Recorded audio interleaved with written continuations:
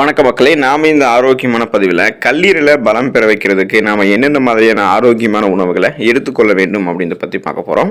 நமது உடலில் ஒவ்வொரு உறுப்புகளுமே மிகவும் ஆரோக்கியமாக இருக்க வேண்டியது அவசியம். ஏன் அப்படின்னா நமது உடல் ஆரோக்கியம் அப்படின்றது நமது உடலில் இருக்கக்கூடிய அந்த உறுப்புகளினுடைய அடிப்படையில் தான் இயங்குது.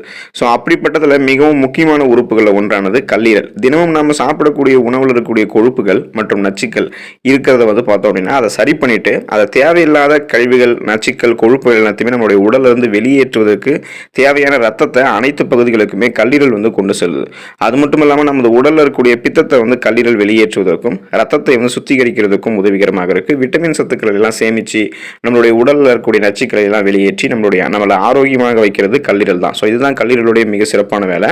நமது உடலில் பலவிதமான வேலைகளை செய்யக்கூடிய இந்த கல்லீரலை ஆரோக்கியமாக வைக்கிறதுக்கு நாம தினமும் சாப்பிட வேண்டிய ஆரோக்கியமான உணவுகள்லாம் என்னென்ன அப்படின்றத பற்றி ஒவ்வொன்றா தெளிவாக விளக்கமாக பார்ப்போம். அதை பற்றி பார்க்கறதுக்கு முன்னாடி இந்த வீடியோக்கு மட்டும் ஒரு லைக் கொடுத்துட்டு இந்த தகவலை உங்களுக்கு தெரிஞ்சவங்களுக்கும் ஷேர் பண்ணிடுங்க. ஏன்னா இது அவங்களுக்கும் பயனுள்ளதாக இருக்கக்கூடிய ஒரு ஆரோக்கியமான பதிவு தான். இது போன்ற அப்டேட்ஸ்களை நீங்கள் தொடர்ந்து பார்க்கறதுக்கு நம்மளுடைய ஹெல்த் நியூஸ் தமிழ் சேனலை சப்ஸ்கிரைப் பண்ணி வச்சுக்கோங்க. பக்கத்தில் இருக்கக்கூடிய பெல் பட்டனையும் கிளிக் பண்ணி ஆல் அப்படின்ற ஆப்ஷனையும் செட் பண்ணி வச்சுக்கிட்டீங்க அப்படின்னா நான் போடக்கூடிய எல்லா அப்டேட்ஸும் உங்களுக்கு நோட்டிஃபிகேஷன் அடிக்கடி சேரும். சரி வாங்க மக்களே, இப்போ வீடியோக்குள்ள போயிடலாம். ஆரோக்கியமான கல்லீரலை பெறுவதற்கு பூண்டை நம்மளுடைய உணவுகளை சேர்த்துக்கலாம். பூண்டில் நிறைய விதமான சத்துக்கள் இருந்தாலும் கூட அதில் இருக்கக்கூடிய சல்ஃபர் மற்றும் செலினியம் சத்தானது கல்லீரலுக்கு மிகவும் நன்மை தரக்கூடிய சத்துக்கள். இப்படிப்பட்ட சத்துக்களை கல்லீரல் நச்சுக்களை வெளியேற்று செய்யறதுக்கு உதவிகரமாக யூஸ் பண்ணிக்கும். பயன்படுத்தக்கூடிய ஒரு சத்தாக இந்த சத்துக்கள் எல்லாமே இருக்கு. அதனால நம்ம தொடர்ந்து தினமும் நம்மளுடைய சாப்பாட்டில் பூண்டு நம்மளுடைய உணவுகளை சேர்த்துக்கிட்டோம் அப்படின்னா அது கல்லீரலுக்கு நல்லது. கல்லீரலில் இருக்கக்கூடிய கொழுப்புகள், நச்சு கிருமிகள்லாம் வெளியேறுவதற்கு பூண்டில் இருக்கக்கூடிய இந்த சல்ஃபர் செலினியம் சத்தானது உதவிகரமாக இருக்கும். எனவே தொடர்ந்து நம்ம பூண்டு எடுத்துக்கிட்டோம் அப்படின்னா கல்லீரலினுடைய ஆரோக்கியம் மேம்படும். கல்லீரல் சார்ந்த பிரச்சனைகள் குணப்படுத்தப்பட்டு மீண்டும் வராமல் தடுத்துக் கொள்ளலாம். மஞ்சள் நம்ம எடுத்துக்கொள்ளும் போது கல்லீரல் பலமாக இருக்கும். கல்லீரலில் கொழுப்புகள் எதுவும் சேராமல் இருக்கிறதுக்கு மஞ்சள் சிறந்த பலன் அளிக்குது. அது மட்டும் இல்லாமல் கல்லீரல் ஆரோக்கியமாக இருக்கிறதுக்கும் மற்றும் புதிய செல்களை கல்லீரலில் உருவாக்குறதுக்கும் நம்ம என்ன பண்ணலாம் அப்படின்னா மஞ்சளை எடுத்துக்கொள்ளலாம். மஞ்சள் பயன்படும். அதனால பார்த்தோம்னா தொடர்ந்து மஞ்சளை நம்ம சாப்பிடக்கூடிய உணவுகளை சேர்த்துக்கிறதன் மூலமாக சமைக்கும் பொழுது அதை பயன்படுத்தும் போது கல்லீரலுக்கு எந்த விதமான பாதிப்பும் வராமல் கல்லீரல் தன்னுடைய வேலையை மிக சிறப்பாக செய்ய ஆரம்பிக்கும். கல்லீரலில் நச்சு கிருமிகள் எதுவுமே தேங்காது. கொழுப்புகளும் கல்லீரலில் படியாமல் மிக சிறப்பாக தன்னுடைய கல்லீரல் வேலையை மிக சிறப்பாக செய்யறதுக்கும் கல்லீரல் தன்னுடைய வேலையை மிக சிறப்பாக செய்யறதுக்கும் கல்லீரல் நம்ம பாதுகாப்பாக பார்த்துக்கிறதுக்கும் மஞ்சளை எடுத்துக்கொள்ள வேண்டியது ரொம்ப ரொம்ப அவசியம். திராட்சை பழங்கள் நம்ம பழங்களில் எடுத்துக்கிட்டோம் அப்படின்னா ஸோ இது நம்மளுடைய கல்லீரலை பலமாக பாதுகாத்துக் கொள்ளும். பொதுவாக திராட்சை அப்படின்னா அதில் இருக்கக்கூடிய அனைத்து பாகங்களிலுமே ஆன்டி ஆக்சிடென்ட்கள் நிறைய இருக்கு.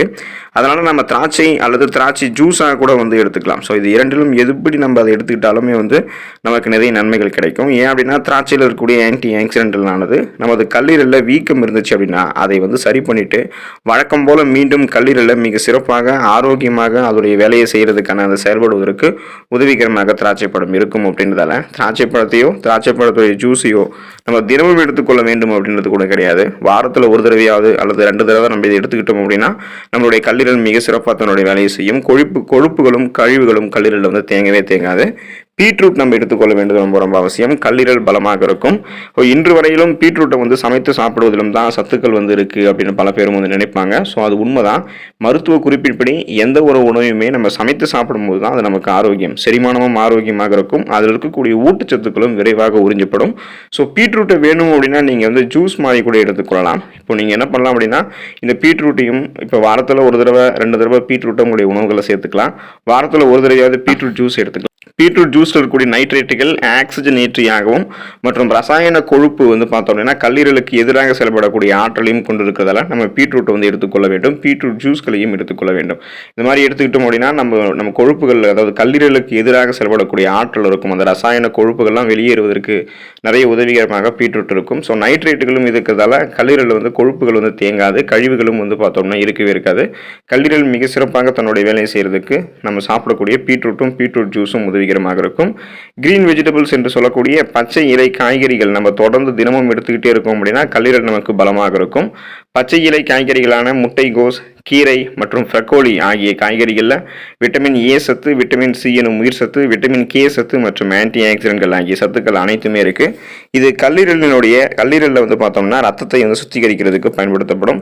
அதனால் இந்த காய்கறிகளை நம்ம தொடர்ந்து தினமும் சாப்பிட்டுட்டே இருக்கோம் அப்படின்னா நம்மளுடைய கல்லீரல் மிக சிறப்பாக தன்னுடைய வேலை செய்ய ஆரம்பிக்கும். கல்லீரலில் கொழுப்புகள் எதுவும் படியாது. அதே போல் கல்லீரலில் கழிவுகளுமே வந்து இருக்காது. கல்லீரல் தன்னுடைய வேலையை மிக சிறப்பாக செய்யும். இதுக்கு நம்ம கிரீன் வெஜிடபிள்ஸ் என்று சொல்லக்கூடிய பச்சை இலை காய்கறிகளை தொடர்ந்து தினமும் எடுத்துக்கலாம். இதே கீரைகளை நம்ம எடுத்துக்கிறோம் அப்படின்னா வாரத்தில் ஒரு தடவையாவது கீரைகளை சாப்பிடும்போது கல்லீரல் மிக சிறப்பாக இருக்கும்.